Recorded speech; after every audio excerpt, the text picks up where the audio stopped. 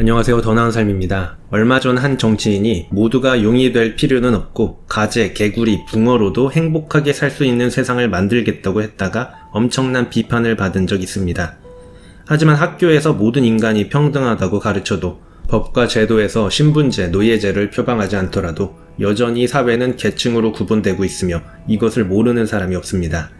사람들은 자신의 지위를 높이기 위해 애를 쓰고 상류층을 따라합니다만 상류층들 역시 뒤따라오는 이들과 구별짓기 위해 자신들만의 문화를 만들어냅니다.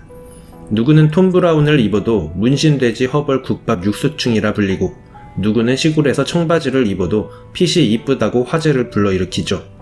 누구나 상류층처럼 보이고 싶고 거기에 도달하고 싶지만 결코 그들의 생각과 생활 양식에 가까워지는 건 쉽지만은 않은데요.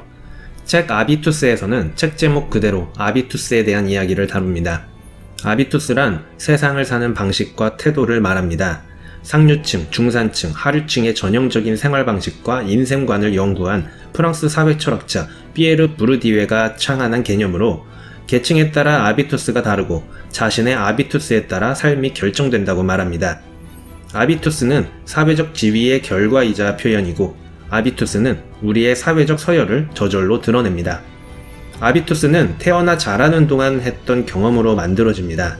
돈이 부족했는지, 풍족했는지, 어린 시절 방에 책이 가득했는지, 아님 플레이스테이션이 있었는지, 휴가 때 여행은 어디로 갔는지, 아님 여행 자체를 안 갔는지, 부모님은 성실함과 상상력 중에서 무엇을 더 많이 칭찬해줬는지, 이 모든 경험들이 합쳐져서 만들어집니다.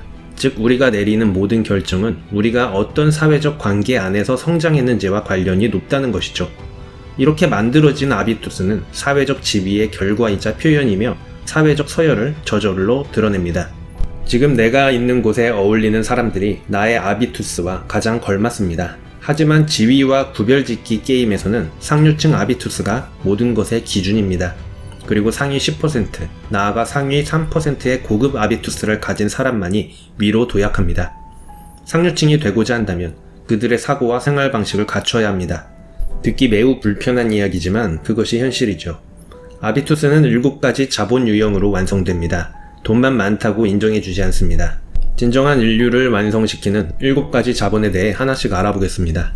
첫 번째는 심리자본입니다. 어떻게 생각하고 어디까지 상상하느냐가 그 사람의 심리자본을 의미합니다. 그 사람의 마음의 크기, 즉 그릇을 나타내기도 하죠. 위기를 극복하는 능력, 성장을 추구하고 목표를 위해 열정을 다하는 자세, 낙관적인 성격과 몸에 배어있는 자신감, 사소한 것에 관대하고 불평불만하지 않는 모습, 즉 멘탈이 강하고 평정심을 유지할 수 있는 능력이 그 사람의 고급 아비투스를 결정짓습니다. 상류층은 어려움이 닥쳤을 때 다시 일어서는 법을 배웁니다. 역경에 괴로워하고 원망하기보다는 재빨리 새로운 목표를 향해 나아가죠. 어릴 적부터 강하게 자라고 리스크를 감수할 줄 압니다. 리스크를 감수하지 않는다면 큰 성공은 기대할 수 없습니다.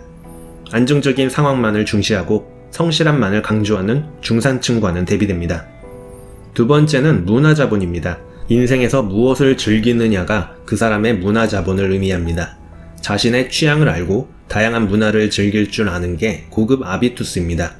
돈만 있으면 예술작품이나 호와 요트와 같은 객관적 문화자본을 가질 수는 있지만 진정한 의미의 문화자본인 예술 이해 혹은 어렸을 때부터 즐긴 수상스포츠 취미는 따라할 수 없는 것이죠. 스키, 실내악, 사교 모임, 골프, 현대예술과 같은 고급 문화는 어릴 적부터 만들어집니다. 또 각자의 취향도 마찬가지죠. 취향은 개인의 선호가 아니라 사회적 지위가 결정합니다. 부가 증가할수록 유용성을 따지기보단 세련됨과 우아함에 집중합니다. 또 사치로 자신을 드러내고 의도적 구경거리가 되는 것에는 거부감을 느끼죠. 신흥 부자들은 자신이 부자가 된 걸 알려야 하니까 명품 시계, 고급차, 고급 레스토랑을 드러내면서 자신의 성공을 알리려 하지만 전통적 부자들은 그럴 필요가 없습니다. 오히려 유기농 음식, 소박한 밥상, 심플함으로 무력에 치우친 신흥 부자들과 구별짓습니다. 세 번째는 지식자본입니다. 무엇을 할 수 있는가가 그 사람의 지식자본을 의미합니다. 졸업장, 학위, 자격증을 비롯해 실제 지식과 능력이 필요합니다.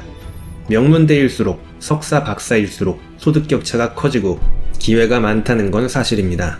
기술이나 능력을 갖춘 사람이 더 큰 재산을 모으는 건 기업을 창립하거나 상속받을 때만 해당할 뿐입니다.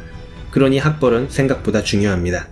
하지만 대학 졸업장만으로 최정상 리그에 도달하는 경우는 아주 드뭅니다. 더 높은 곳으로 오르려면 폭넓은 관심을 통해 시야를 넓혀야 합니다. 지식보다는 대화나 사고 능력, 개방성 등 지식을 다루는 방식에 더 주의를 기울여야 합니다. 깊은 전문 지식과 함께 얕지만 넓은 지식을 갖추는 걸 중요시합니다. 네 번째는 경제 자본입니다. 말 그대로 얼마나 가졌느냐를 의미합니다. 돈이 많다고 행복해지진 않지만 돈이 없으면 불행해질 가능성이 매우 높습니다. 또 돈은 성공, 명성의 척도이기도 합니다. 충분한 경제 자본이 있다면 돈 때문에 상대방에게 비위를 맞출 필요도 없고 억지로 타인에게 친절하게 대할 필요도 없습니다.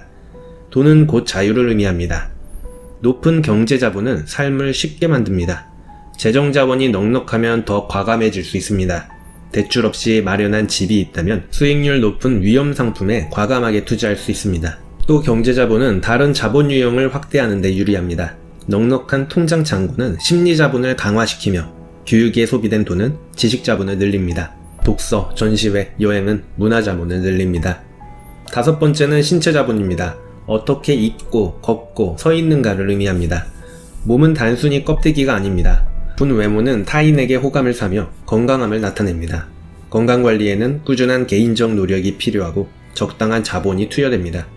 매끄러운 피부, 날씬한 몸매, 이상적인 체격, 건강한 모발 등 외모와 올바른 자세, 걸음걸이, 명료한 목소리, 패션 감각도 모두 신체 자본에 해당합니다. 우리는 외모만 보더라도 사회적 지위가 어디에 해당하는지 귀신같이 알아챕니다. 또 신체 자본은 선순환을 불러일으킵니다. 더 귀엽고 예쁜 아이는 더 많이 사랑받고 매력적인 학생은 더 좋은 성적을 받습니다. 이런 아이들은 자신감과 자의식이 높고 크리스마스 연극 때도 주인공 역할을 맡으며 스스로 빛납니다. 이후에도 외모가 출중하면 더 쉽게 살고 배우자를 선택하고 사람들을 자기 편으로 만듭니다. 외모가 좋으면 취업도 잘 되고 회사를 대표하기에 좋아 승진도 빠릅니다. 선거에서의 외모는 매우 결정적인 요소입니다. 여섯 번째는 언어 자본입니다. 어떻게 말하는가를 의미합니다. 언어는 출신, 교육 수준, 지위를 드러냅니다. 문법에 맞는 이메일을 쓰고 올바른 맞춤법을 지키며 상스러운 말을 쓰지 않는 건 좋은 언어 자본입니다. 모호한 지시 대명사를 쓰거나 잘못된 관용 표현을 하고 길고 장황할 뿐 핵심이 없는 설명, 문법적 오류는 상대방에게 무시를 당하기 쉽습니다. 말단 직원과 경영진과의 소통이 당연하게 느껴지는 세상입니다만 위로 올라갈수록 형식과 의존은 중요해집니다. 상류 아비투스에서는 모든 상황에서 바르게 처신하고 어떤 상황에서도 신중한 언어 자본이 필요합니다. 일곱 번째는 사회 자본입니다. 누구와 어울리는가를 말합니다. 경제 자본과 문화 자본이 많은 가정에서 태어난 아기는 이러한 인맥, 즉 사회 자본 덕택에 삶이 더욱 쉬워집니다. 평범한 사람들은 고되게 일하고 경쟁에서 살아남아 마침내 중간쯤에 머무는 반면 상류층에서는 가족이라는 동맹군이 빠르게 경력 쌓기를 가능하게 합니다.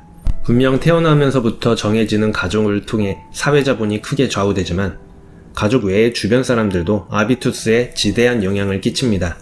그러므로 아비투스를 원하는 방향으로 조종하려면 올바른 모범에 둘러싸이기만 하면 됩니다. 아비투스는 전염되기 때문에 자연스럽게 다른 사람들이 삶을 어떻게 대하고 어떤 옷을 입고 무엇이 바람직하고 아름답고 합법적이라 여기는지 저절로 알게 됩니다. 지금까지 책 아비투스와 함께 아비투스에 대해 알아보았습니다. 7가지 자본은 사실 태어나면서 결정되는 경우가 대부분입니다. 또 각 자본끼리 서로 선순환을 이루며 7가지 자본들은 더욱 강화됩니다. 너무나도 불공평한 세상입니다. 그런데 불공평한 세상을 두고 체념한 채 불평만 쏟아낸다면 그들과 완벽하게 구별될 뿐입니다. 상류층의 아비투스에서는 결코 불평불만을 하지 않죠. 우리는 아비투스가 무엇인지 알았고 상류층은 어떤 요소들을 통해 자신들을 타인과 구별지으려는지 알았습니다. 그리고 7가지 자본 하나하나는 사실 따지고 보면 노력해서 다 얻을 수 있는 것들입니다. 그들보다 조금 불리할 뿐이죠. 제가 지금 가재, 붕어, 개구리라 해도 용들의 심리 상태와 그들이 원하는 것들을 꿰뚫어 본다면 분명 삶이 한 단계 업그레이드 될 것이며 그들에게 구별짓기 당하지 않을 것입니다. 이상 더 나은 삶이었습니다.